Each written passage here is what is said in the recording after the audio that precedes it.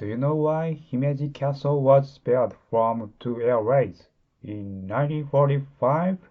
The B-29 radar was so good that it could only determine whether the area directly below was water or ground. When the B-29 airplanes were flying over Himeji Castle, the radar detected the moat surrounding the castle as water. The pilots did not drop the bombs because they judged the area around Himeji Castle to be a large pond based on the radar indications. Today, Himeji Castle is a World Heritage Site.